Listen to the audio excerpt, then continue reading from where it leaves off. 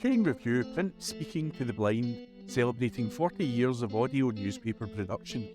Welcome to this week's edition of the Glasgow Times podcast, recorded in the Bishop Briggs Media Centre by our amazing volunteers.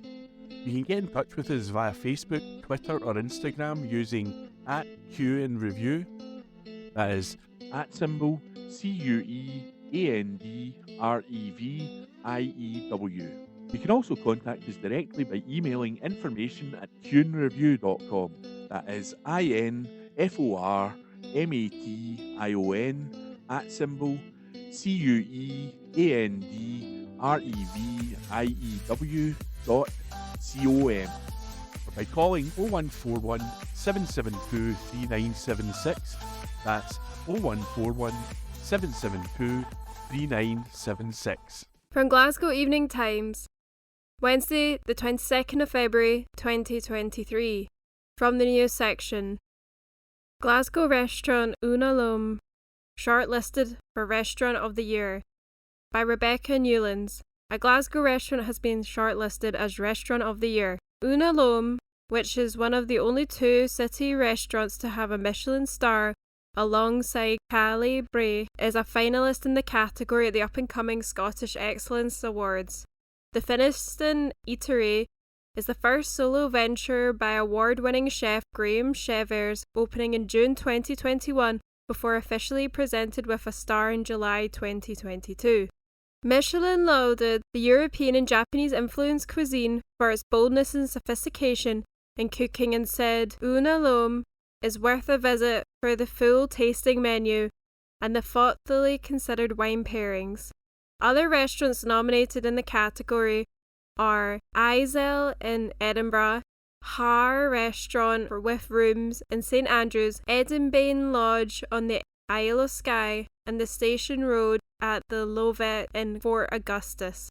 The event will be held on Thursday, March 16th, and is described as recognising and rewarding the highest standards in hospitality, food service and tourism across the country, providing a mark of distinction and a unique marketing advantage for finalists and winners in each of the categories. The awards highlight the hard work and commitment of individuals and businesses of all sizes who are helping to raise standards throughout the sector. And that article was by Rebecca Newlands. From Glasgow Evening Times, Wednesday, the 22nd of February, 2023. From the news section. Plans to build unusual flats next to Ibrox Stadium approved by Catherine Hunter. Plans to build 160 new unusual flats next to Ibrox Stadium, which commemorates a former Greyhound racetrack, have been given the go-ahead. Glasgow City Council's Planning Committee granted permission to Merchant Homes to build two 4-storey U-shaped buildings, each containing 82-bedroom flats on the Albine car park site. The application was brought before the committee on Tuesday morning, where concerns were raised about the size of these flats and the need to include a mixture of property sizes. Chairman and Councillor Ken Andrew asked that a condition be added to the agreement asking developers to look again at the accommodation and include various flat sizes. Councillor Andrew said, "At the pre-planning application stage, the one issue I had concerns about was the size of flats and the mixture of flat sizes. Are we able to put in further condition that covers this?" A council officer confirmed they would draft a condition asking the developer to look at the mix of flats and revise it so there's a wider range of properties. Merchant Houses has an agreement in place with a social housing provider, and all the flats on the site of Edmiston Road and Broomloan Road will be made available for social rent. 6 objectives to the scheme were also submitted, with neighbours opposed to loss of car parking. The site, owned by Rangers, has been used for matchday parking since 1980s and was previously home to a training ground for the club. The developers also said the colour red of the 2 blocks would match the main stand at Ibrox. Speaking about the proposals, Councillor Eva Baudeland said, "I am really happy to see this development come forward. It is positive to see a slightly different design submitted rather than what we have seen so many times The communal space and the open space inside the development can be well used by residents living in this area. I think there should be further development in respect to using the roof if it is a flat roof. If I have any criticism for the project, it is the roof, as it gives a very flat sort of impression, but I think the design is so unusual I wouldn't put that forward as a negative comment in any way. Those are my deliberations and I am more than happy to approve planning permission. Councillor Paul Leinster added, I want to emphasise that I really like the design. I think it is a bit unusual and it is really welcome. I like the fact that it relates back to the previous use of the Greyhound track. I think that is interesting and something that we don't see enough of. The materials that are used reflect the stadium itself, and it's just a very much needed part of regeneration of this area. I will also be very happy to support it. Members unanimously agreed to grant the proposal. And that article was by Catherine Hunter. From Glasgow Evening Times, Wednesday, the 22nd of February 2023. From the news section, SNP and Labour fallout continues 1 week after budget is passed. By Stuart Patterson. The SNP and Labour leaders in Glasgow continue to be at loggerheads for the city's budget that passed last week. Susan Aitken, SNP leader of the council, and George Redmond, Labour group leader, have accused one another of letting the city down. The budget passed with almost £50 million of cuts, jobs to be cut through voluntary redundancy, a 5% council tax increase and other charges for services going up. Writing in the Glasgow Times today, Atkins said, had Redmond been council leader, Glasgow would be facing a catastrophe. She said Redmond failed to show any leadership and branded the group's decision not to turn up to the meeting a stunt. Redmond, writing in the Glasgow Times tomorrow, hits back, accusing the SNP of putting their goal of independence before public services in Glasgow and accuses the council leadership of towing to leaders in Edinburgh. Atkins said, unlike opposition parties, we didn't have the luxury of throwing our hands up, walking away and then returning for lunch at the City Chambers Cafe an hour later. Failing or indeed refusing to set a budget was never an option for us. She added, last May, Labour group leader George Redmond from an airport in Spain launched an attempt to lead this council.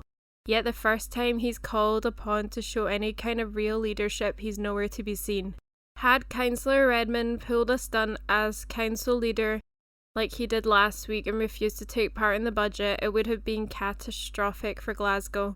Redmond dismissed the SNP's claims of being disqualified at Holyrood. He said, how can SNP politicians in Glasgow go out and campaign for very SNP politicians sitting in Holyrood when they are wreaking havoc on public services here?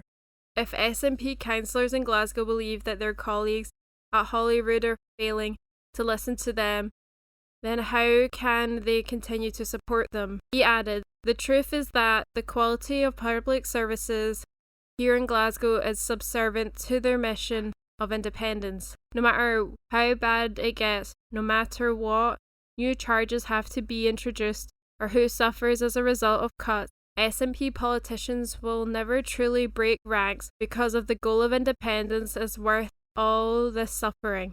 Susan Atkin writes every second Wednesday and George Redmond every Thursday in the Glasgow Times.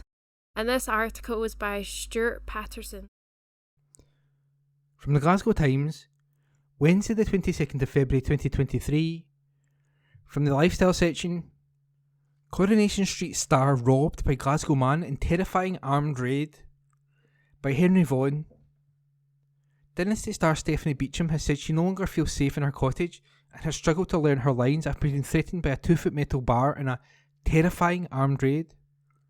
The 75-year-old actress, who starred alongside Dame Joan Collins in the hit 1980s series, was ordered to hand over her money and jewellery after confronting David Wilson from Glasgow after he broke into her home in West London. Wilson, 57, described as a habitual career burglar, was armed with a Jamie, a bar with a claw at the end, which he was raised in a striking motion before telling Ms Beecham, "Don't look at me." Prosecutor John Traversey told Southwark Crown Court, "During the course of this incident, which was terrifying for Mrs. Beecham, when in the circumstances of which she found herself, she had real fears for her life." Wilson, originally from Glasgow, was jailed for a total of 10 years and 5 months on Wednesday after pleading guilty to aggravated burglary over the raid on October 25 last year, as well as a separate burglary in Sheffield on May the 5th, 2021. Judge Martin Griffith said, "What you did had a traumatic effect on her. You violated the safe space of her home, causing her to be suspicious of non-existent threats and even the difficulty of learning her lines when she goes for an acting job." Ms. Beecham, who returned to Coronation Street as Martha Fraser last year, more than 12 years after her last appearance on the ITV soap, described the raid as a total violation of my privacy. Reading from her victim statement, Mr. Traversey said, "She says what she considered her very safe, cosy cottage no longer feels safe." The prosecutor described an incident where Ms. Beecham thought she heard a noise upstairs when she had come home and got her neighbour to stand at the door while she checked. Ms. Beecham had a knife in her hand and didn't even realise this. She didn't know what she would have done, if anything, he said. She had to ask her partner to come and get cash out of a cash point and felt herself being more aware of people in the streets and making more of a conscious effort to avoid contact with others. She found it very hard to learn her lines. She's an actor. She found it hard to concentrate, and without the support of those that work with her, she thought she may have difficulty fulfilling her contract. She was frightened to return home, which she had always considered as her safe place. She considered herself strong mentally, but it made her feel old and vulnerable. The court heard Ms. Beecham has doubled her sleep medication, has nightmares and panic attacks, and no longer walks her dogs after dark. She has had mental holographic images of the defendant standing at the end of the bed with a weapon in his hand, Mr. Traversey added. He said CCTV footage shows Wilson with his jemmy before climbing up and using the tool to open a Velux window to break into Ms. Beecham's home. Stephanie Beecham was upstairs at her home in London, the Bayswater area, when she heard a noise downstairs, he said. She began to descend the stairs, calling out, "Who's that?" And she sees the defendant standing at the bottom of the staircase. He ran up towards her, holding up to her face what he saw as a metal bar with a claw at the end, some 2 feet in length, and what she described as undoubtedly a jemmy, as used by burglars since time immemorial to gain access to properties and steal therein. When he came up the stairs, she had her phone in her hand. He told her to drop it and get upstairs. She did as she was ordered and went into the bathroom. He then said to her, "Give me your money," and she emptied her wallet. Not satisfied with that, he said, "That's not your money," and went on to tell her, "Give me your jewellery." She took a silver bracelet from her wrist and gave it to him. The court heard Wilson then saw an oriental chest and said, "There's your jewellery," before using his jemmy to pry it open and sift through the contents. He turned to Miss Beecham and held the bar up in line with his head in a striking motion and said, "Don't look at me." She bravely enough replied she was not looking at him. He then said, "I wish you weren't here," telling her again to stop looking at him and sending her into the bathroom. The court heard she locked herself in the bathroom and called the police once he had gone outside. Wilson also made off with her iPhone, purse containing bank cards and driving licence, and a pair of earrings. Ms. Beecham made her film debut in 1971's The Nightcomers with Marlon Brando, and also later starred in Dynasty spin-off The Colbys as glamorous Sable Colby. Wilson also admitted to a separate burglary at an elderly woman's home in Sheffield while she was in hospital, in which he stole the 1985 Paraplegic Snooker World Championship medal, a stepladder, and a mattress. He has 64 previous convictions, including 34 for burglary or attempted burglary, and 2 convictions for aggravated burglary. Claire Moore, defending, said her client had been addicted to crack cocaine and heroin since the age of 15, and had written a letter in which she said, "What I did was so wrong, and I understand the effect of my offending had." And that report was by Henry Vaughan. From the Glasgow Times, Wednesday the 22nd of February 2023. From the lifestyle section, exclusive. Glasgow reacts to Morrison's supermarket fruit and veg shortages. Exclusive by Morgan Carmichael, Facebook reporter. Supermarkets across Glasgow have started to ration fruit and veg following a poor harvest in Spain and North Africa. Stores such as Asda, Morrison's and Aldi are enforcing the initiative following a shortage of tomatoes, cucumbers, lettuce and peppers. Asda and Aldi will be limiting purchase of the above items to 3 per person, while Morrison's will only be allowing 2 units per person.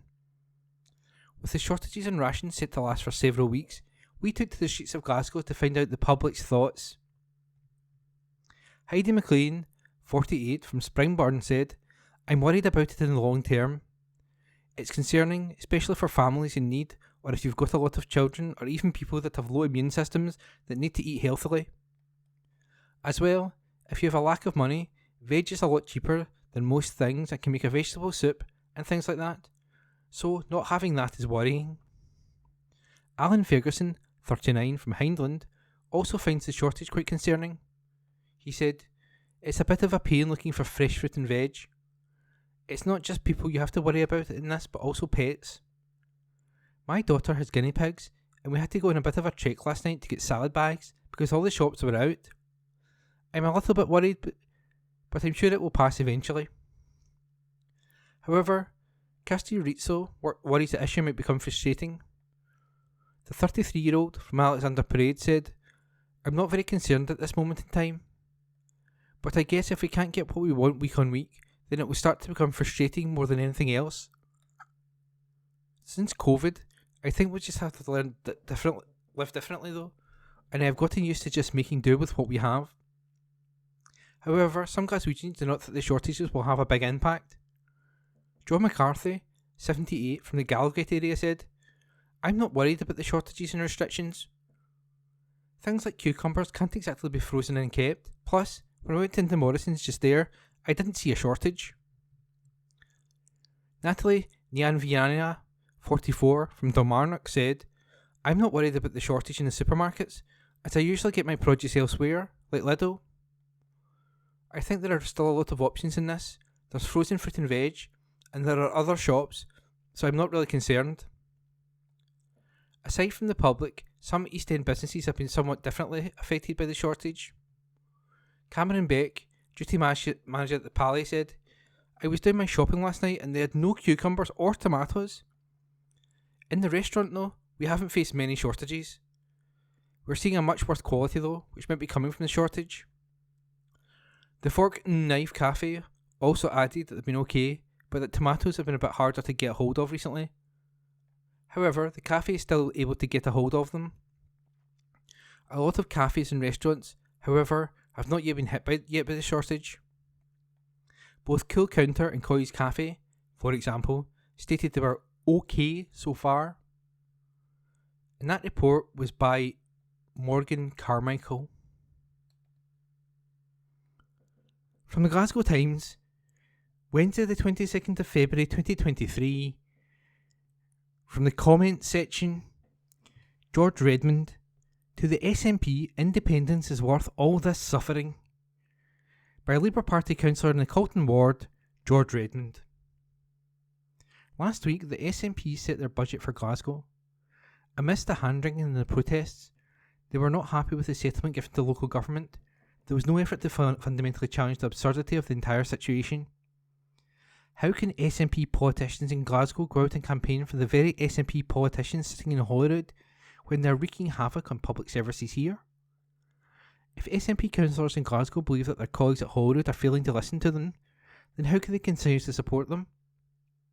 The truth is that the quality of public services here in Glasgow is subservient to their mission of independence. No matter how bad it gets, no matter what new charges have to be introduced, or who suffers as a result of cuts, SNP politicians will never truly break ranks because the goal of independence is worth all this suffering. Glasgow deserves better than the SNP who kowtow to their bosses in Edinburgh. Our city needs real champions who will stand up for local services and local people. It needs politicians who are honest about the challenge the city faces and honest about the steps needed to confront that challenge. Surely the first to get rid of the SNP government at Holyrood, which has shown itself to be indifferent. I was reflecting on the other significant event to take place in 2014, the best ever Commonwealth Games. It wasn't that long ago, not even a whole generation. And Glasgow did itself proud in staging those games. As with COP26, we became a focal point for people around the globe. Our typical Glaswegian hospitality was on full display, and the people of this city welcomed the world with open arms. But the success of the Games was also down to the strategic direction and investment from the council at the time. A council that, instead of sitting by as services were slashed, sought to invest in new sports facilities and new homes. It is only a short period later, and Glasgow is caught in the clutches of a managed decline. Once the fastest growing urban area in the UK, we are now relegated to struggling to keep the lights on in council buildings. What's changed in that time? A lack of leadership and ambition from the SNP, both in the city chambers and at Holyrood. And crucially, a lack of investment. This year means that Glasgow has been forced to find cuts over £400 million since 2023-24, entirely down to the decisions of the SNP at Holyrood.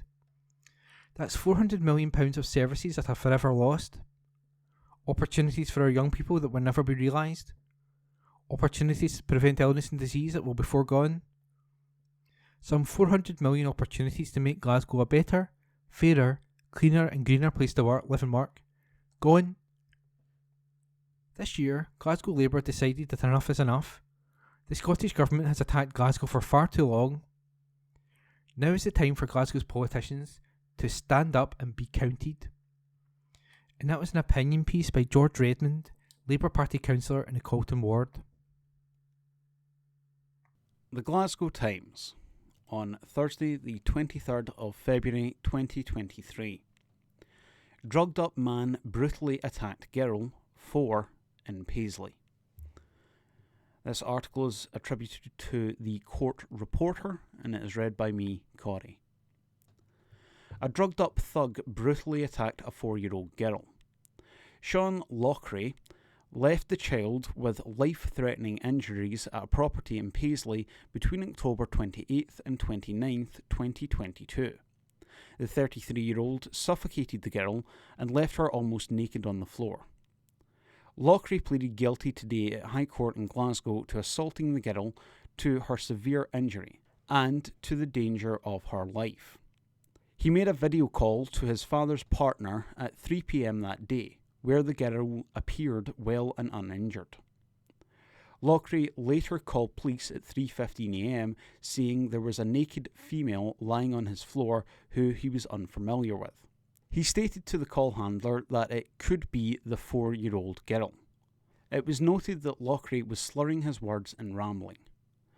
Lochray also stated he did not know where the 4-year-old was or when the switch happened. Lochray was told to wake up the girl. Prosecutor Lorraine Glancy, KC, told the High Court in Glasgow the officer could hear the young girl crying in a distressed manner as if in pain. Lochray was heard to say, "What age are you? Do you have a drug problem?" Police were allowed entry to the property by Lochray, who officers believed was under the influence of an unknown substance. Miss Glancy said, "Officers entered the bedroom and found the young child later identified as the 4-year-old girl lying naked on the floor. She was lying on her side with her face turned towards the door. She was naked except in a purple pyjama t-shirt pulled up to the neck, which had a hole in it, and dry blood on it. She was shaking uncontrollably." The girl was noted to have a red mark on her left eye and bruising to her forehead, as well as puffy, swollen lips. She also had grab marks on her left arm, while her right arm was in an unnatural position under her body. The girl said, "I feel sick, I'm sore. My stomach is really sore. Lochray hit me." Lochray, meantime, continued to proclaim that it was not the 4-year-old girl. He said, "I don't know who that is. Look at her teeth. She has falsers." Lochray was asked to show pictures of the 4-year-old, and one taken earlier that night was of the same girl. He was also shown a video of the girl asking to go to the toilet. When told it was the same girl, Lochray replied, "I effed up." Lochray was arrested and told officers, "I was the only one in the house. It was all a blur." He later gave a no-comment interview when quizzed. The girl was taken to hospital, where it was found that she suffered bruising to her face, ears, head and eyes. Miss Glancy added, "The pattern of the injuries to her face and ears were most likely inflicted with significant force. The eye injuries could indicate severe chest compression or local skin pressure on her face, such as suffocation." Miss Glancy added, in addition to the life-threatening face and neck injuries, she sustained 2 broken arms. The doctor considers it likely that a significant or twisting force could have been applied to both arms to cause these injuries, or fall onto unstretched upper limbs after being thrown may have caused these injuries. A urine test also returned positive for cocaine, which could have only been ingested whilst in the care of Lockery. Fortunately, the girl has made a good physical recovery from her injuries, but refuses to speak of the night's events. Ian McSporran, KC, defending, told the court that Lockery has no recollection of events. The advocate added, "He is an open man, completely unable to believe what he did. This is something he will have to live with and has to be significantly punished. He was genuinely convinced that this was not the 4-year-old girl. The only comfort for him while on remand is that thankfully the physical injuries have been healed." It was later revealed that Lockery has previous convictions for drugs, possession of a weapon, and attempting to prevent the course of justice. Judge Lord Weir told Lockery that it was an extremely serious charge and the narrative was obviously concerning. Sentence was deferred until next month at the High Court in Edinburgh, pending background reports, and Lockery has his remand in custody continued in the meantime. That article is from the Glasgow Times. The article is attributed to the court reporter, and it was read by me, Corey. The Glasgow Times, on Thursday the 23rd of February 2023. Glasgow Coffee Festival returns for biggest ever year. An article written by Marissa McRitter and read by me, Corey. The largest coffee festival in Scotland is back after last year's sellout success. The Glasgow Coffee Festival brings together some of the top names in the city's caffeine scene for one weekend only. Event organisers at Deer Green Coffee Roasters are gearing up for the biggest coffee festival Scotland has ever seen, with 2 days filled to the brim with cupping, tasting, workshops, baristas and more. The festival will take place at the Brigade on May 13th and 14th, with tickets going on sale today, February 23rd. Tickets cost £14 per person and include presentations, tasting and lots of coffee. Profits from the event will be donated to charity. Last year, attendees helped to raise over £8,000 to support the humanitarian effort in Ukraine. Registration is open for sponsors and stall holders, with big names Us v Them, Maze and La Mazzocco already signed up. The event is partnered with Keep Cup and will be completely single-use cup free. Lisa Lawson, the founder of Deer Green and the organiser of the festival, described the event as a show of resilience for the coffee industry in the wake of the cost of living crisis. She said, "This is a celebration of Scotland's coffee community, which has continued to thrive through all the challenges it faces, from Brexit to COVID and now rising utility bills. The coffee industry in Scotland is incredibly creative and resilient, and we're proud to be a part of it. Each year, there's more demand for the festival as Scotland's coffee community grows, and more coffee-curious people become coffee lovers." Lisa added that she hoped the festival would inspire people to support small businesses in the coffee industry. She said, "Hopefully the festival will encourage even more people to swap their visit to a big chain for an independent coffee shop, which serves coffee by independent roasters and supports the local economy. Last year's festival was the biggest ever, and this year we'll have lots more events throughout the weekend. It's shaping up to be the biggest coffee festival Scotland has ever seen. We're very excited to share news of the full calendar of events in the coming weeks, and we're proud to give a platform to Scotland's coffee business to reach a new audience. To find out more, go to www.glasgowcoffeefestival.com. That's GlasgowCoffeefestival.com. That article was from the Glasgow Times. It was written by Marissa McRitter and it was read by me, Corey. The Glasgow Times on Thursday the 23rd of February 2023. Jet2 announces more Glasgow flights to Spanish locations. An article written by Rebecca Newlands and read by me, Corey.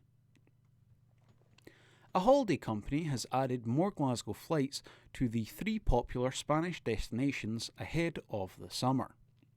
Jet2 Holidays has confirmed that they are adding over 10,000 seats to sunny locations between March and May after an overwhelming demand from customers wanting to enjoy a bit of early summer sun. Glasgow Airport will run additional services to Malaga in March, Lanzarote in March and April, and Mallorca in May. We previously reported that the airline would be running more flights to Mallorca in April, while last month they announced more flights to Antalya and Dalaman in Turkey. Jet2's CEO Steve Heapy said, "Over the last few weeks we have expanded our programs for this summer to a number of popular destinations. As the UK's largest tour operator, we are continuing to react quickly to the demand we are seeing by adding even more capacity, meaning this year we will operate our biggest ever summer programme.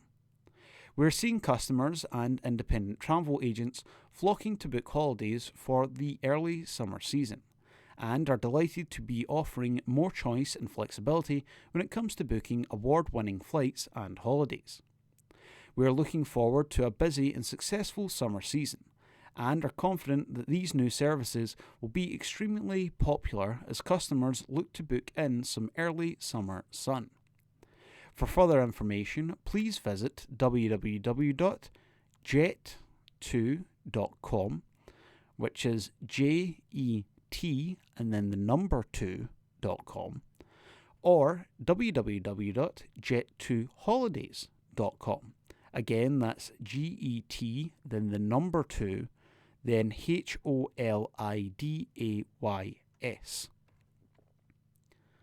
That article was from the Glasgow Times. It was written by Rebecca Newlands and it was read by me, Corey. The Glasgow Times on Thursday the 23rd of February 2023.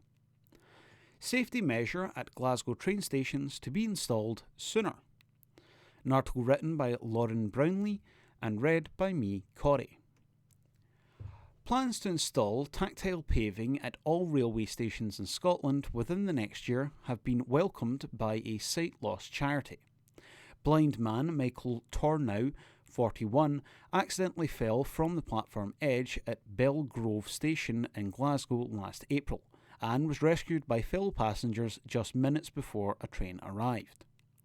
Tactile paving has since been installed at the station, with work underway to add it to the remaining 148 stations in Scotland without it. The Royal National Institute for Blind People, the RNIB, says the move will have a big impact for blind and partially sighted people's confidence in being able to use rail travel independently and safely. Michael said, "Since falling at Belgrove, I felt anxious every time I travelled, because without tactile paving, I was worried I would not know I was nearing the edge, and that I would fall again." 3 years ago, a blind man, Cleveland Gervais, died after falling from a platform edge at Beckenham Station in South London. A report into his death found that there being no tactile paving was likely a contributing factor. It recommended that the Department for Transport and Network Rail set out a timetable for installing tactile paving across the rail network. James Adams, director of RNIB Scotland, said, "Initially, we were told the rollout of tactile paving would not be completed across the UK until 2029. In response, RNIB launched its #RailSafe campaign. We've been keeping up with the pressure to make stations safe for blind and partially sighted people, and 15,817 people signed our petition urging faster action. Thanks to their support, we've had confirmation that Network Rail is speeding up the installation of tactile paving on all railway platforms in Britain by 2025. And it's very good news that it even aims to be a year sooner in Scotland. 2 years ago, only around 50% of mainline station platforms in Britain had tactile paving. Now it's 60%. As Cleveland's death tragically showed, this is not just an accessibility measure. It is fundamental to the health and safety of passengers. We're really pleased that Network Rail is taking this forward." That article is from the Glasgow Times. It was written by Lauren Brownlee and it was read by me, Corey. From the Glasgow Times, Friday the 24th of February 2023, from the news section, 64-year-old arrested after woman found dead in Hamilton, by Esther Tarnoy. A man was arrested after a woman was found dead. Police were called to a property in Hamilton around 8:10 a.m. last Saturday, February the 18th. A 37-year-old woman was found dead at the address. A man, 64, has been arrested in connection with the incident and the investigation continues. A Police Scotland spokesperson said, around 8:10 a.m. on Saturday, February the 18th, 2023, a 37-year-old woman was found deceased within an address in Hamilton Park North, Hamilton. A 64-year-old man has been arrested in connection with the incident and inquiries into the circumstances surrounding her death are continuing. A report will be submitted to the Procurator Fiscal, and that article was written by Esther Tarnoy. From the Glasgow Times, Friday the 24th of February 2023, from the news section, Glasgow Sheriff Court, thugs stabbed OEP during bar brawl. Report by Connor Gordon. A thug stabbed a 76-year-old man who tried to separate a bar brawl. Martin Allen, 33, lashed out at John McLean in 100 Acres Bar in Rutherglen on September the 6th, 2021. Mr McLean got involved after Allen had earlier attempted to strike Ryan Walsh, who was involved in another fight. Allen pleaded guilty today at Glasgow Sheriff Court to assaulting Mr McLean to a severe injury and permanent disfigurement. The first-time offender also admitted assaulting Mr Walsh. The court heard that Allen was with another man at the bar. Prosecutor Jessica McGowan stated that the man had an altercation with Mr Walsh. The man was ejected as a result where Mr Walsh re-entered the pub. Miss McGowan said, Allen reached into the waistband of his jeans and took out a bladed article and struck out towards Mr Walsh. This caused a disturbance and Mr McLean approached Allen to separate him from Mr Walsh. Allen asked Mr McLean, "What are you wanting?" Mr McLean, believing he was under attack, punched Allen. Miss McGowan added, Allen made several blows with the blade, causing Mr McLean injury. Police attended quickly and Mr McLean was taken to hospital. He was treated for 10 and 11-inch wounds to the torso, as well as cuts to his chest and right arm. Allen attended a police station and handed himself in. Elaine Ray, defending, told the court that allegedly engineer Allen is a new dad with his partner giving birth yesterday. The lawyer added, he appreciates the seriousness of these charges. At the time, there were more difficult and traumatic circumstances that he was going through. Sheriff Tony Kelly deferred sentencing pending background reports until next month. He said, in light of the gravity of these matters, custody is not just at the forefront, but is inevitable. However, you are in employment and have family circumstances, so I will allow bail to continue. And that report was by Connor Gordon. From the Glasgow Times, Friday the 24th of February 2023, from the news section, road linking Paisley with Glasgow's Silverburn reopens early, by Amanda Keenan. A busy Paisley Road, which was due to shut for 5 days to allow for essential resurfacing works, has reopened ahead of schedule.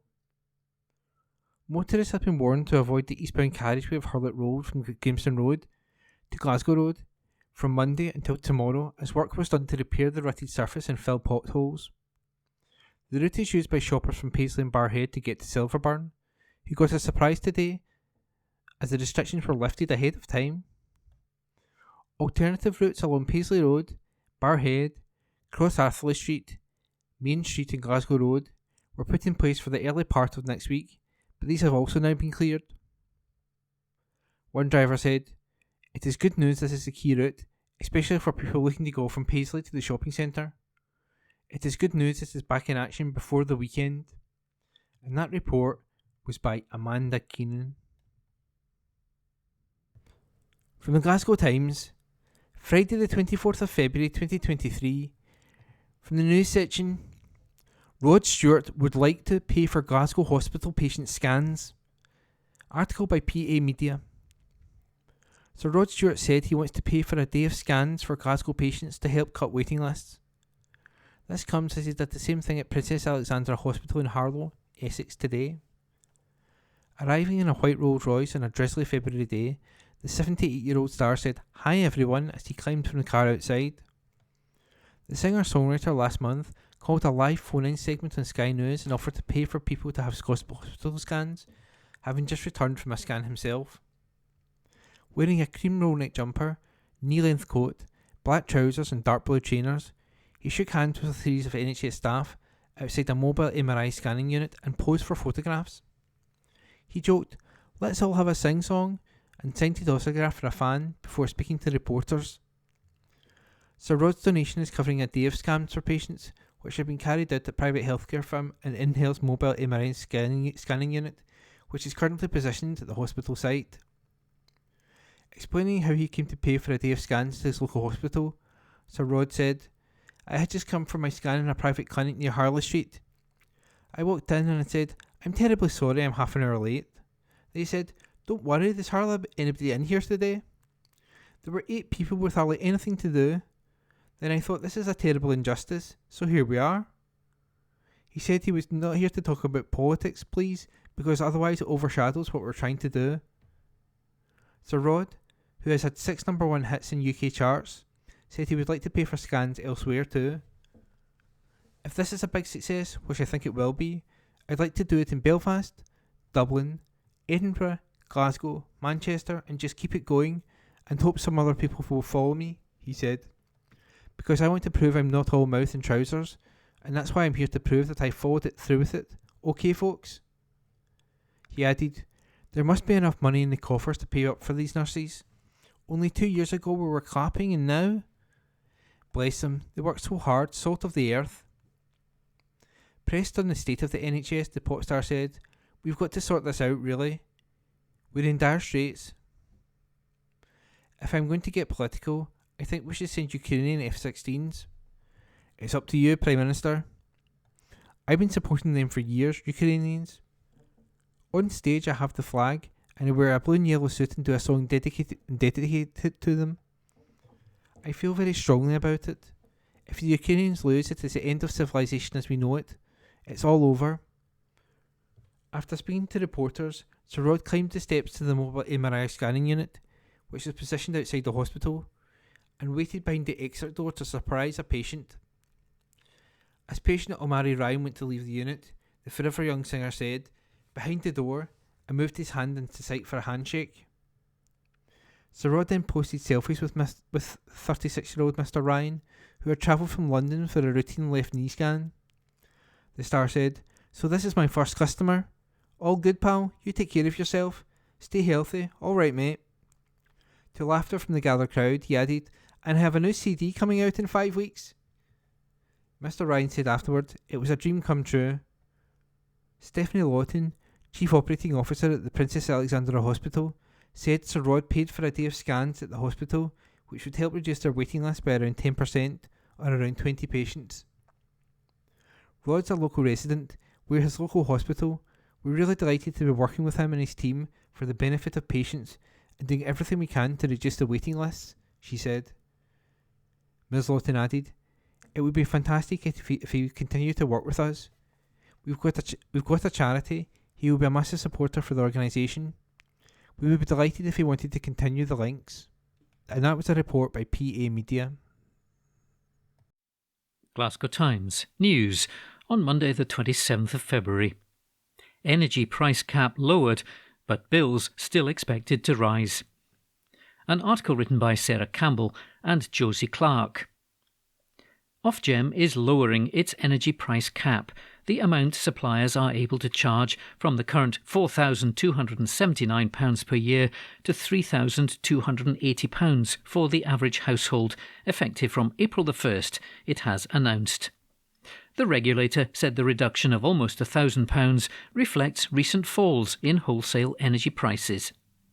However, domestic energy bills are still set to rise by an average of £500 a year, despite the reduction, as the government support for households becomes more limited.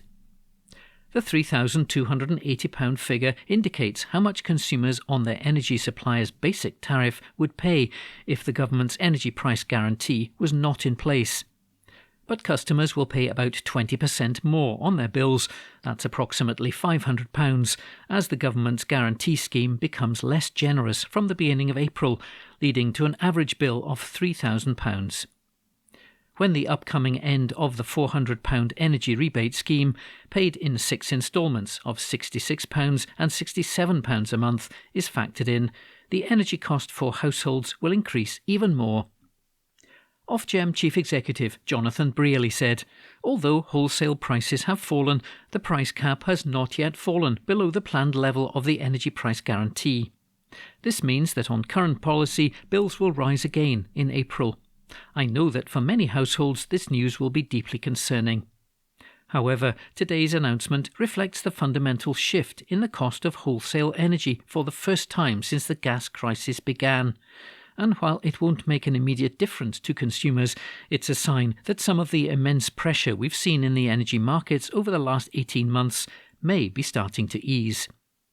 If the reduction in wholesale prices we're currently seeing continues, the signs are positive that the price cap will fall again in the summer, potentially bringing bills significantly lower. However, prices are unlikely to fall back to the level we saw before the energy crisis. Even with the extensive package of government support that's currently in place, this is a very tough time for many households across Britain.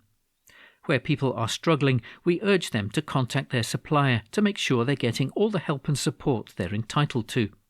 We also think that, with bills continuing to be so high, there is a case for examining with urgency the feasibility of a social tariff for customers in the most vulnerable situations.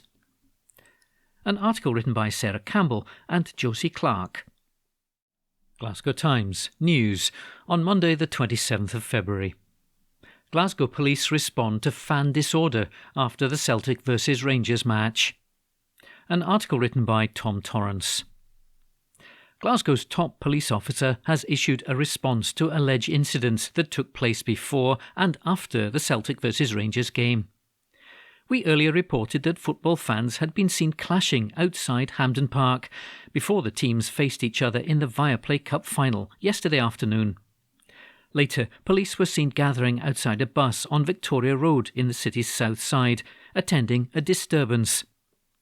Chief Superintendent Mark Sutherland, Divisional Commander for Greater Glasgow, has since revealed that 4 arrests in total have been made. He also commended his officers for enacting the policing plans that had been laid out.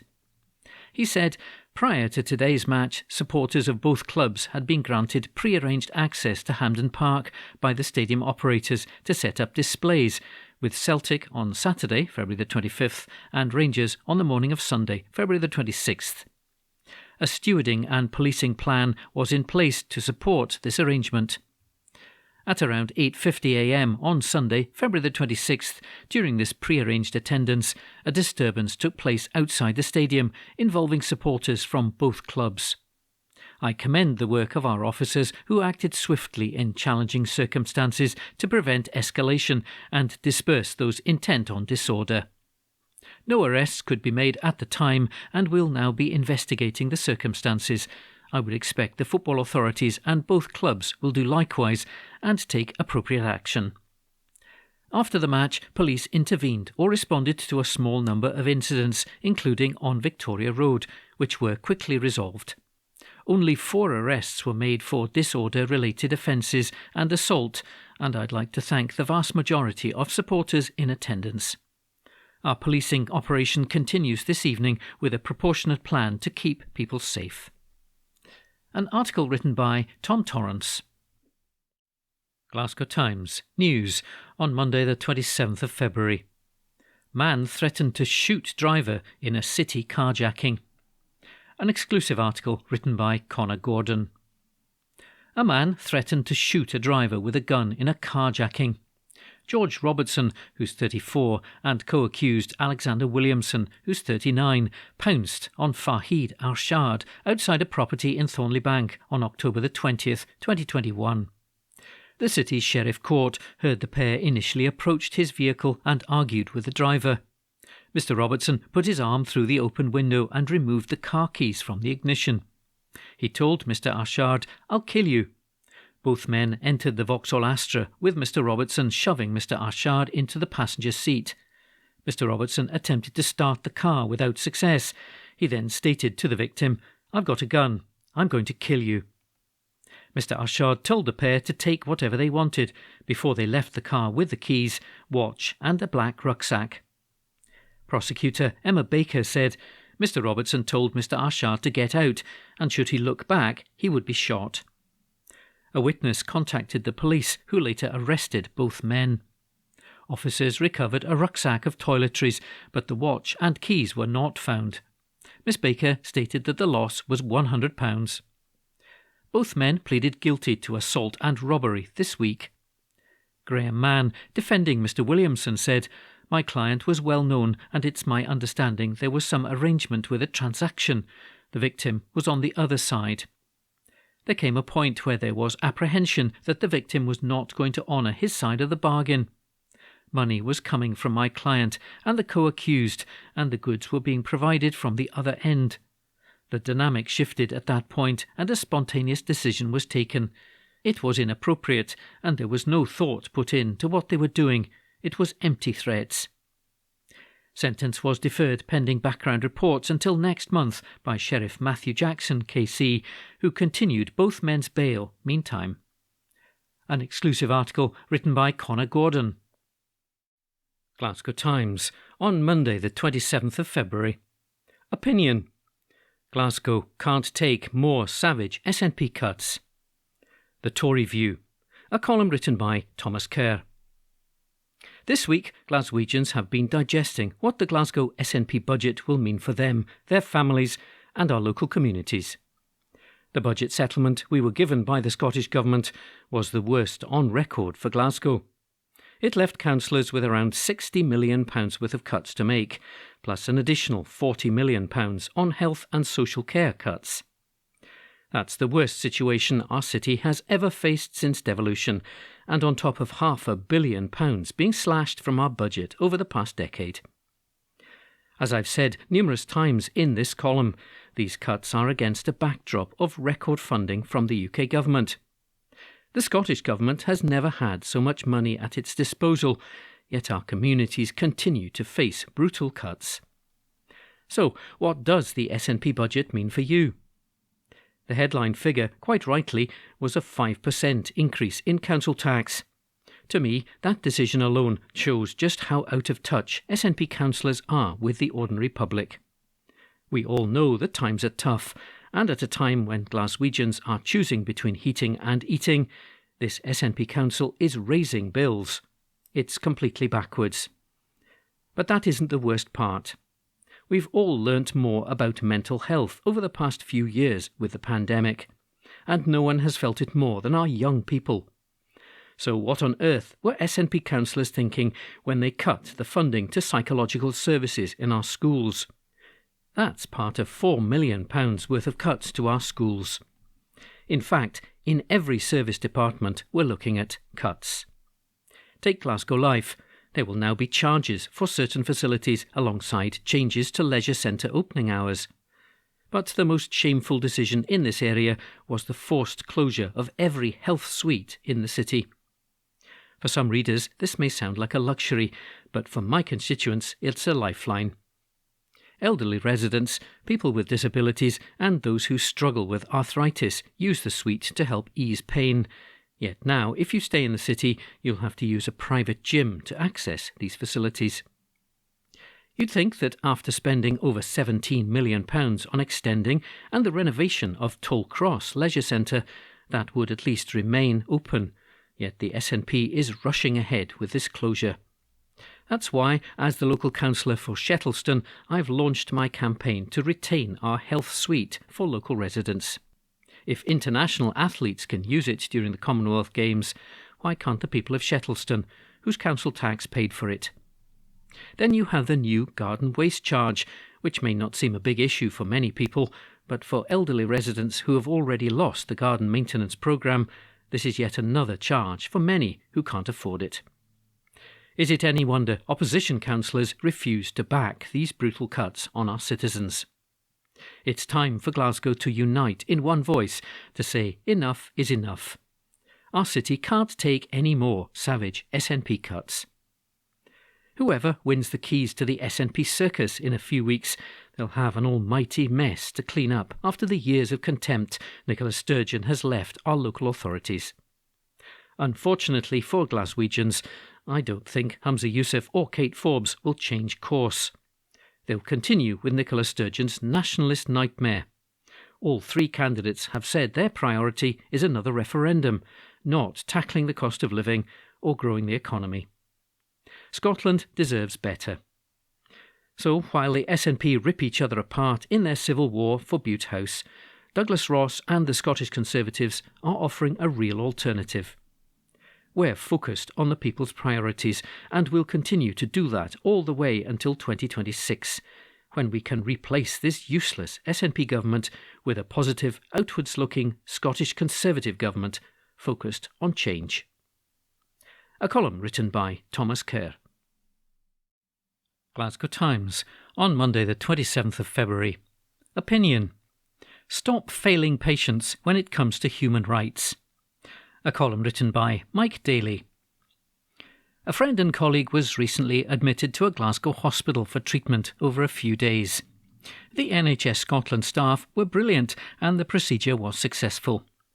While in the receiving ward, a nurse was going through his medical records and said, "I see you have DNR marked down." He asked what this meant and was taken aback to be told. DNR is shorthand for Do Not Attempt Cardiopulmonary Resuscitation. This had never been discussed with him or any family member, and as a patient, he had full legal capacity to give consent to medical treatment. DNR means that if a person suffers from a heart attack and stops breathing while they're in hospital, they will not be resuscitated. To be fair, the nurse did remove this from his case record after discussing it with him. He's trying to find out how this happened, perhaps an oversight or administrative error, but it's a pretty gaping failure by any standard. If you're in hospital, you're there for medical treatment. If you're seriously ill or undergoing a life-saving procedure and have legal capacity, why wouldn't a doctor or nurse obtain your views and consent on the issue of resuscitation? Without doubt, this is a sensitive subject, but it's one that's vitally important to all of us as human beings, as a matter of dignity and human rights. DNR decisions became very controversial during the COVID-19 pandemic. In 2021, the English Care Quality Commission found that doctors may have made DNR decisions on a blanket basis in the first wave of the pandemic. The Commission has expressed concern over the relationship between poor practice and the unprecedented pressure on the NHS. They found poor record keeping and a lack of oversight and scrutiny of decisions being made. Importantly, these problems predated the pandemic. As regards the pandemic, the use of DNR decisions during COVID-19 is within the terms of reference of the UK COVID-19 inquiry and indeed the Scottish COVID-19 public inquiry. It's deeply troubling to think that poor practice is still occurring over DNR decisions, not least because the law in this area has been clear for almost a decade. The law was clarified by the England and Wales Court of Appeal in R. Tracy v Cambridge University Hospitals NHS Foundation Trust and others. Janet Tracy had been diagnosed with terminal lung cancer in February 2011. Later that month, she was in a car crash. She was taken to hospital with a neck fracture and then transferred to Addenbrooke's Hospital in Cambridge. She died on the 7th of March that same year. Her husband David brought a judicial review in the English High Court.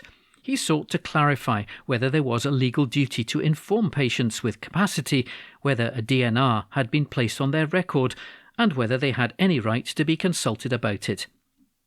His late wife had 2 DNR orders placed on her medical notes without her consent and without anyone discussing this with her. The English Court of Appeal found that doctors had acted unlawfully when they had placed a DNR on Mrs. Tracy's medical record. Lord Dyson, the Master of the Rolls, said, "A DNR decision is one which will potentially deprive the patient of life-saving treatment. There should be a presumption in favour of patient involvement. There needs to be convincing reasons not to involve the patient." The court made it clear that doctors should be wary of being too ready to exclude patients from the process on the grounds that their involvement is likely to distress them. Lord Justice Ryder said the duty to consult involves a discussion, where practicable, about the patient's wishes and feelings that's better undertaken at the earliest stages of the clinical relationship, so that decisions can be reviewed as circumstances change. That involves an acknowledgement that the duty to consult is integral to the respect for the dignity of the patient.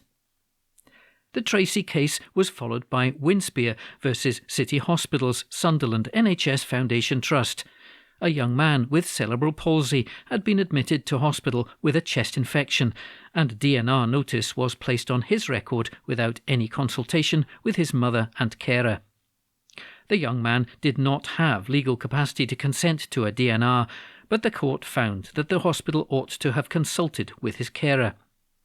The failure to do so was a breach of the patient's Article 8 right to respect for his private life under the Human Rights Act of 1998. The use of DNR notices will affect more than 50% of the UK's population at some point in time. It's important that we get this procedure right. It's vital that we give proper respect to people's fundamental human rights at a time of great difficulty in life. A column written by Mike Daly. Glasgow Times News on Monday the 27th of February. Residents in plea over neglected community space. An exclusive article written by Amanda Keenan. Outraged residents are calling on council bosses to commit to repairing a badly damaged sports facility amid fears it could be lost to the community for good. Fed-up locals in Paisley's Gallow Hill say the multi-use games area has been neglected for years, with broken lighting and huge holes left all over the cracked and rutted surface. Now they're demanding Renfrewshire Council chiefs set aside cash in their budget to carry out the essential repairs. Moira Hicks, who has lived in the area for most of her life, exclusively told the Glasgow Times the importance of the facility to locals. She said, "This is a much-loved and well-used part of our community. I think it's an absolute disgrace that it's been allowed to get into this state in the first place. Children use this area to play football or basketball, and they never cause any noise or nuisance. It gives them something to do and keeps them out of bother. It's a safe area for youngsters to gather, and if it's shut down, then where will they go? I'd like to know why repairs have not been carried out and why it's been left in this state. It just feels like the people of Gallow Hill are being treated like second-class citizens and let down yet again." West of Scotland Conservative MSP Russell Findlay blasted council chiefs over the condition of the pitch and believes residents deserve better. He said, "This could be a fantastic facility for children, however the council is considering closing it because of the state they've allowed it to fall into. The sensible and appropriate solution is to invest and fix it, instead of just looking to shut it down on health and safety grounds. It really is deplorable, as we know community spaces like this are hugely important for exercise and well-being. I've spoken to several locals who tell me this is used daily by children for a kick-around. If this isn't here, then where do they go? It's an incredible waste to have a space like this and not invest to use it to its full potential. I'd urge the council to do the right thing for the people of Gallow Hill. Renfrewshire Council insists that no decision has been taken yet to close the pitch and says the pitch has been targeted by vandals for a number of years. The Glasgow Times understands an inspection of the facility is set to be carried out on health and safety grounds. Councillor Neil Graham is also calling on the local authority to ensure repairs are actioned to the much-needed community hub. He added, "For the past 4 years, this space has been completely neglected. The surface of the tarmac contains huge holes and the lighting is no longer working. We're asking for investment to bring it up to scratch and allow children to enjoy it. There's nowhere else for young people to go. People are keen to have the issues sorted out as soon as possible. It's a real shame to have such a great facility neglected because of a lack of funding." Another resident, who does not wish to be named, says the space was also used by locals as a meeting place during the COVID pandemic. She added, "People care about this place and it's right in the heart of the community. During lockdown, folk would gather for a blether and it kept a lot of people going through a tough time. It's a community space, but it needs funding. I've never seen any vandalism here. Children would love to see it brought back to life. It means a lot to the community, and we even clubbed together to install a sign at the pitch in tribute to local lad Stephen Smith, who was killed outside a nightclub in Paisley in 2010. That's the type of community that this is. People really do care." Councillor Cathy McEwen says repairs have not been carried out because the space did not receive investment in the recent You Decide funding bid. She added, "This particular facility has been subjected to several instances of vandalism and was unfortunately unsuccessful in securing investment in the recent You Decide funding process. Meanwhile, Street Stuff continues to deliver activities weekly at Gallow Hill Community Centre. This is an award-winning programme delivered for youths in partnership with Renfrewshire Council and St Mirren Football Club. I have always and will continue to stand up for the people of Gallow Hill." SNP councillor Jim Patterson for Renfrew South and Gallow Hill added, "The play park funding, which has been used to improve play areas across Renfrewshire and soon to be in Gallow Hill, has been a cornerstone of the SNP policy.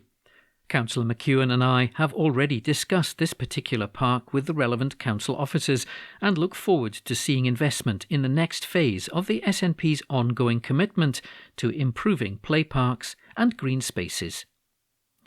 An exclusive article written by Amanda Keenan. Glasgow Times News on Monday the 27th of February. Praise as vital HPV vaccine statistics rise in a bid to stamp out cervical cancer. An article written by Maxine MacArthur. Uptake of a vaccine designed to help protect against cervical cancer is on the rise after coronavirus brought it to a standstill. Figures show the human papillomavirus, or HPV, vaccine programme, which is offered to all Scottish school pupils aged around 12 or 13 years old, stalled during the pandemic. As with all childhood immunisations across the UK, numbers dwindled as a result of numerous lockdowns and healthcare shortages. However, the most recent data has revealed numbers are beginning to increase once more, with 73.5% of youngsters receiving the first dose by 2022. The jab helps protect against cervical cancer, some mouth and throat cancers, as well as other cancers found in the genitals, all of which can be caused by HPV. The virus is typically harmless and is usually cleared by the body on its own. However, the vaccine, coupled with cervical screening tests, limit its ability to mutate into the disease. A catch-up programme is in operation for those under the age of 25 who missed the vaccine, which is given in 2 doses over the course of 6 to 24 months whilst at school. Samantha Dixon, Chief Executive of Joe's Cervical Cancer Trust, said, "We have the evidence that shows that the HPV vaccine is stopping young women from developing cervical cancer, and that's an incredible thing. Around 9 women are diagnosed with cervical cancer every day in the UK, and the vaccine is helping to change that. I'd urge anyone who is eligible to take up the offer. Whether you've been vaccinated or not, going for cervical screening remains important to help further reduce your risk of cervical cancer.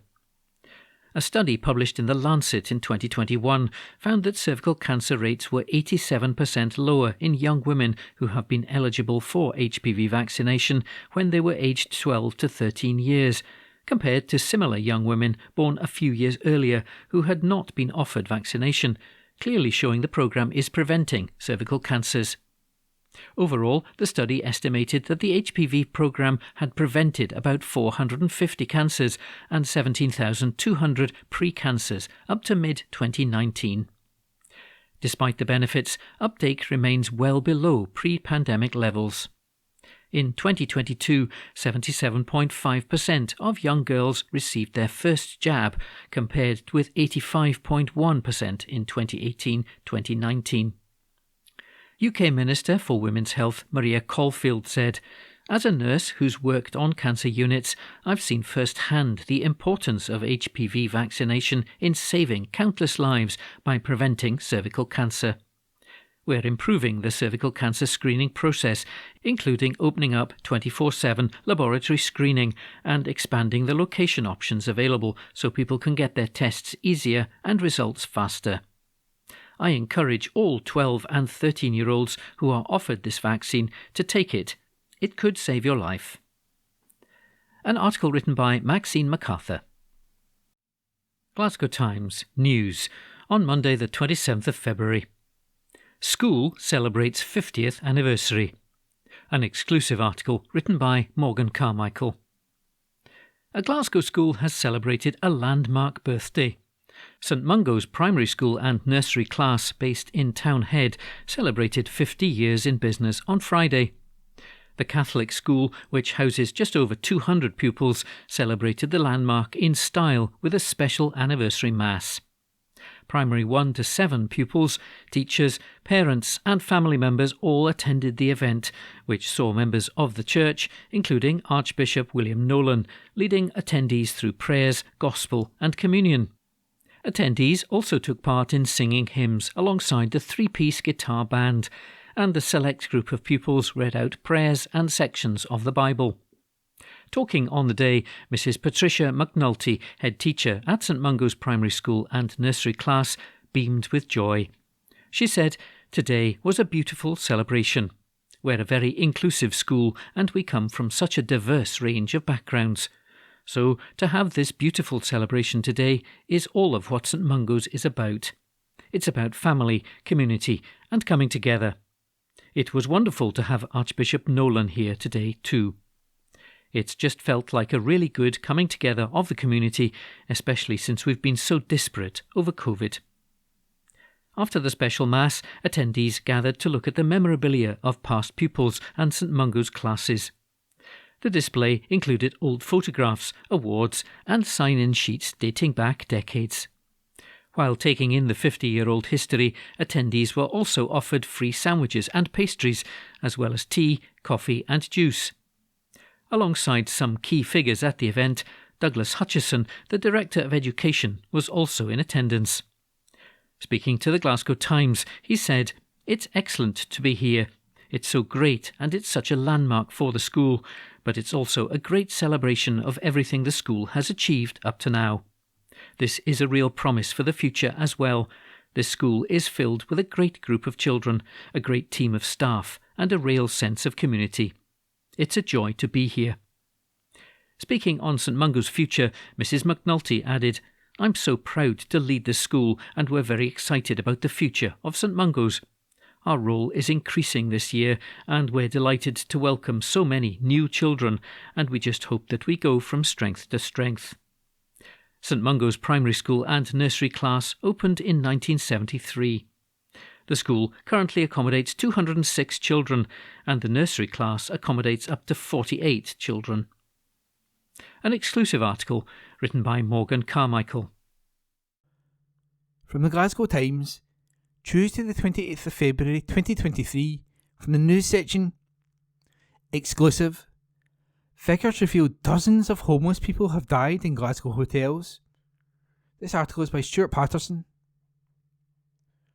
Dozens of homeless people have died suddenly in hotels in Glasgow in the last 2 years. Official figures from Police Scotland now show that since March 2020, when homeless people were put into hospitals in the city as a result of the coronavirus pandemic, 36 people have been recorded as sudden deaths in 6 hotels. 9 people died in sudden deaths at the Alexander Thompson Hotel in Argyll Street, while 7 people died at the Rennie Mackintosh Hotel in Union Street. There were another 7 sudden deaths at the Queen's Park Hotel in the south side of Glasgow. At the St Enoch Hotel in Howard Street, there have been 8 sudden deaths recorded. There were 4 sudden deaths recorded at Shane News Guest House in Hillhead, and 1 sudden death reported at the Hillhead Hotel. In total, 36 deaths of homeless people put into hotels have taken place at the 6 hotels. The information was obtained from Police Scotland, which said the City Council identified hotels where people would be accommodated during the pandemic. Glasgow City Council said it was regrettable that people who experience homelessness and have complex health and care needs die while residing in temporary accommodation. The local authority, however, added that accommodation is not the cause of death. When Police Scotland released information on the 3 hotels last year, Chief Inspector Natalie Carr said, "We know that members of the homeless community often have complex and multiple needs, and that these may have been exacerbated by the public health crisis and accompanying restrictions. It is a matter for the local authority where homeless people are accommodated, and sites were identified to provide that accommodation on a temporary basis throughout the pandemic. Relevant support was also incorporated to assist these individuals with specific needs. Crime levels have been decreasing since 2020, and we are returning to what we would normally expect to see. We will continue to deploy proportionate resources to areas of most concern to keep our communities safe and reassure them of our visible presence." Sean Clerkin of the Scottish Tenants Association said, 36 homeless people have died in sudden deaths in 6 hotels in Glasgow between March 2020 and present. The new Freedom of Information released by Police Scotland confirms 8 deaths at the St Enoch Hotel, 4 deaths at the Shane News Guest House and 1 death at Hillhead Hotel, as well as the earlier reported 23 deaths at the other 3 hotels. Mr Clerkin said the local authority has failed to protect the very people the policy was intended to help.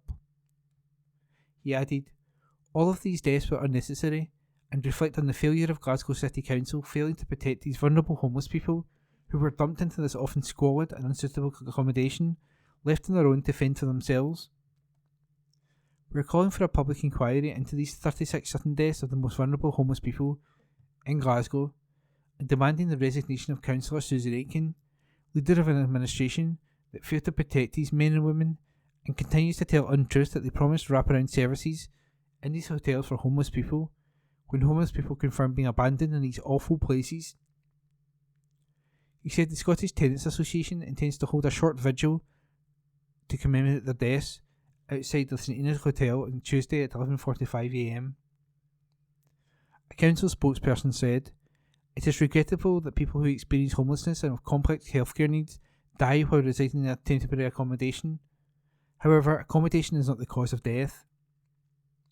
Our homeless services made 31,018 offers of emergency accommodation since March 2020, resulting in historically low numbers of rough sleepers in the city.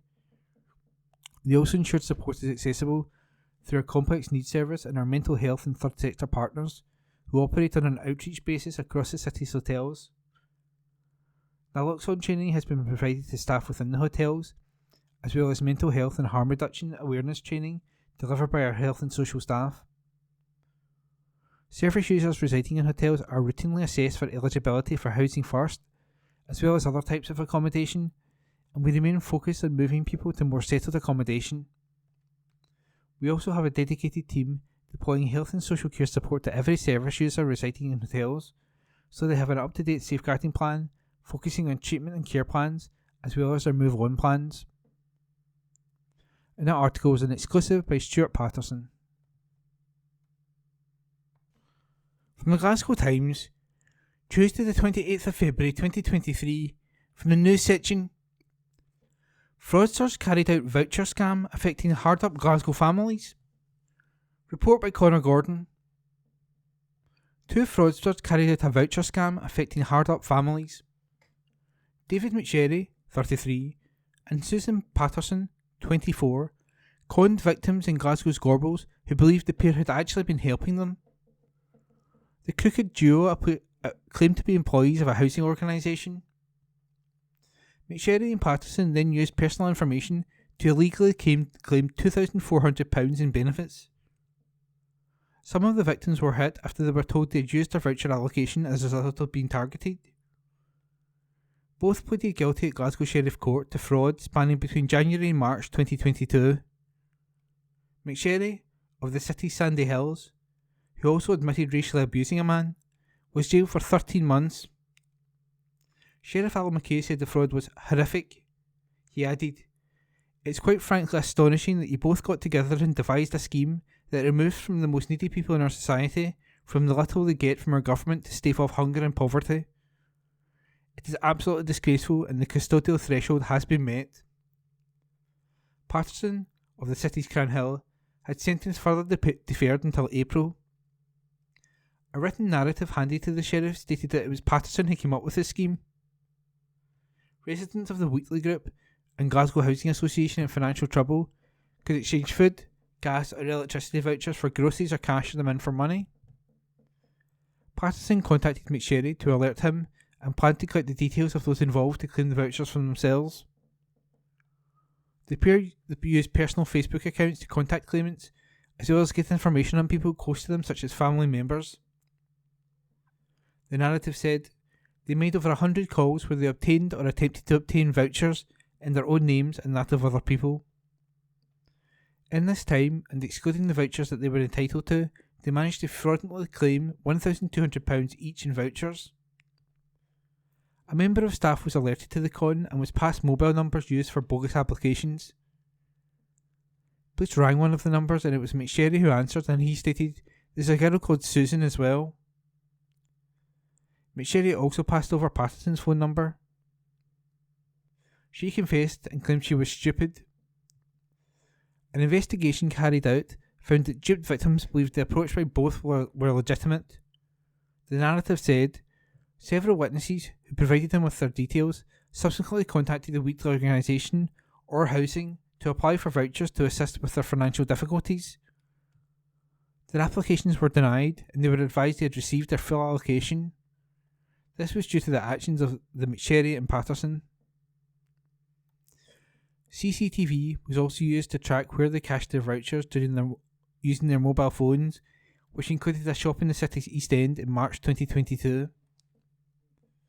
David Hall, defending McSherry, told the court, "It's not like him to get involved in offences of this nature. His record shows public disorder and violence. Fraud does not fit with him. When he spoke with the police, he knew why they wanted to speak with him." And that report was by Connor Gordon. From the Glasgow Times, Tuesday the 28th of February 2023, from the news section, Greenock man confirmed dead after early morning shooting. Article by Amy Shearer. A murder hunt has been launched after a shooting in Greenock.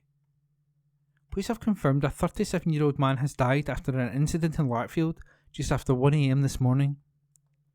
Officers were called to Nairn Road in Upper Larkfield and found the victim seriously injured within a house. He was later taken by ambulance to the Queen Elizabeth University Hospital in Glasgow, where he died a short time later.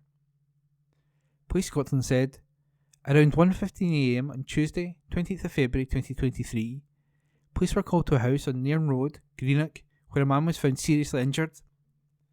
Officers attended and the 37-year-old man was taken by ambulance to the Queen Elizabeth University Hospital, where he died a short time later. A report will be submitted to the Procurator Fiscal. Officers are treating his death as suspicious and inquiries are continuing. Forensics have been deployed to the area as the investigation into the incident wraps up. The response was triggered after unconfirmed reports of gunshots being heard by locals. And that article was by Amy Shearer. From the Glasgow Times, Tuesday the 28th of February 2023, from the news section, new CityLink bus route connects Glasgow and Edinburgh Airport. Report by Lucy Bell. A new bus route is launching connecting Livingston with Glasgow and Edinburgh Airport. The route will provide important replacement links for local bus services that have been withdrawn in recent years. The new Scottish CityLink Service 902 will operate hourly, connecting Glasgow, Bargedy, Coatbridge, Airdrie, Chapel Hall, Harthill, Heartlands, Livingston and Edinburgh Airport, starting on March the 6th. It was welcomed by MSP Angela Constance. Livingston and West Lothian is a great place to live and work, but our communities really value good public transport connections, both to the east and the west.